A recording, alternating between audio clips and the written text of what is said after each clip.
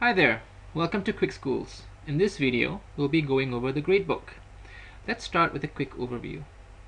This is what the teacher will see when the teacher clicks on gradebook. We have the grade name, we have the subject name, we have a change link to change the grade or subject. Scroll down a little bit. Here's a toolbar to add more columns.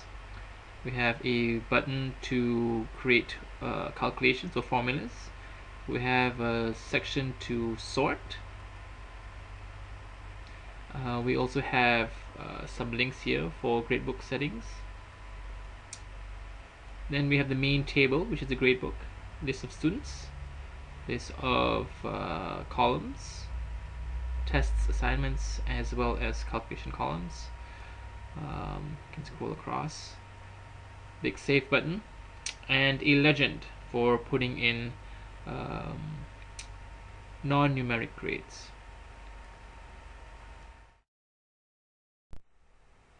So let's start with the fresh gradebook. Let's click on change. You'll notice that you can select the academic semester. You may have more than one, and only one can be active at a time. So if you do select a gradebook from an inactive semester, it will be read-only, meaning the quick add column will disappear, and you won't be able to change any of the cells.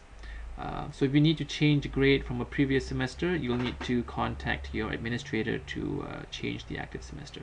So let's select another subject, second grade math, and here we have an empty gradebook.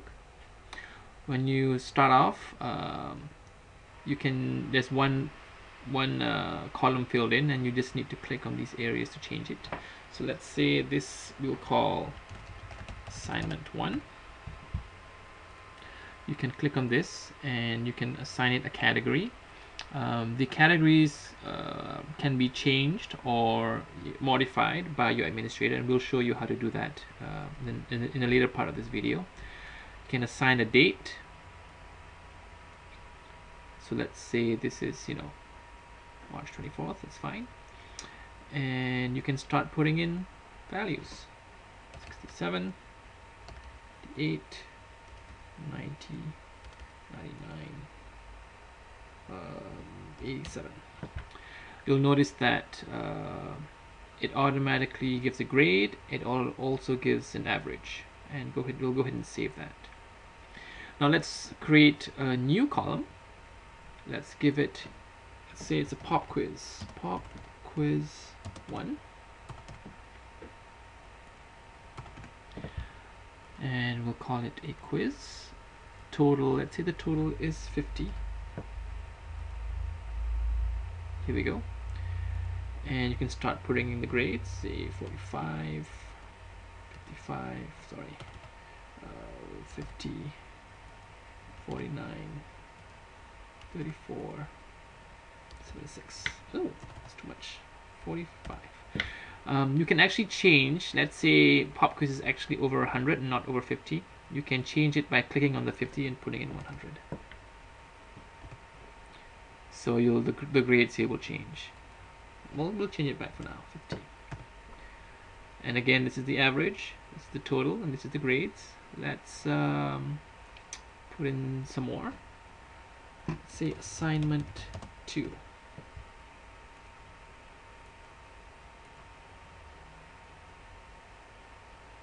Okay, let's give this a different date so it's in order. This is going to be April 1st, and this can be April 5th. This is over 100.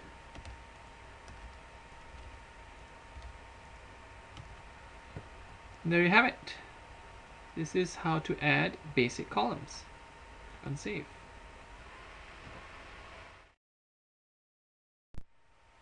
Let's continue with some calculations. We'll go to create formula, and let's say we're putting in the final grade, and I'm going to check off this is final grade, and let's say this final grade is 60% assignments and 40% quizzes.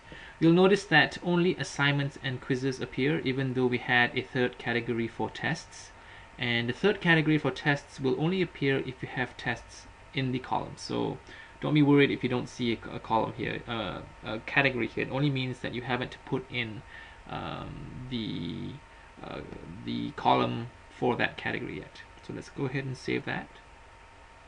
I'm going to create one more calculation for midterm, and just to illustrate the difference for using the show items. So again, it's the same formula, 60% assignments and 40% quiz, but I'm actually going to change this to use the inside assignments and not the outside ones. When you select the outside category, it actually includes all future columns for that category, and when you select just the inside, it doesn't include new ones. So to demonstrate that, let's continue. Click OK. I'm going to add in a new quiz, Pop Quiz 2. Here we have quizzes. To keep it consistent, let's call it 50. Add. Scroll, and you'll see as I add marks for this, only the final grade will change and not the midterms. There you go. And if you click on this formula and show items, there you go. Pop Quiz 2 has not been selected. So that's pretty much the difference for selecting the outside and the inside. Whenever you want to edit it, just click on the edit formula. One thing I forgot to mention earlier is this legend. You can use non-numerical fields. For example, let's say the student Jack Orange was absent and excused. I'll put in an E, and this grade will not be counted. So basically, under quizzes, his average will be taken as a Pop Quiz 1 average. If you put in U for unexcused absent, then it counts as a 0, and the grades will be adjusted accordingly. This legend can actually be changed as well by your school administrator, and I'll explain that further in the later part of this video. So let's go ahead and save this. The last thing we want to look at before we go to the administrative part of Gradebook is to look at these Gradebook settings and grading scale settings. So if you click on Gradebook settings, you can actually show or hide the grade. You can also show or hide this average. So for example, here we hide the grade, and here we show the grade. It's the same thing for the averages. For the grading scale, these are set by your administrator. It can be changed by your administrator. Letter grade, pass, fail. You can also create your own grading scale if need be. So maybe you have give it a name. So maybe some people have OSU, outstanding, satisfactory, or unsatisfactory, for example. And when you click on that, you can say from 70 to 100, maybe say O. From 50 to 70, it is an S, and from 0 to 50, it is a U. And we can delete these.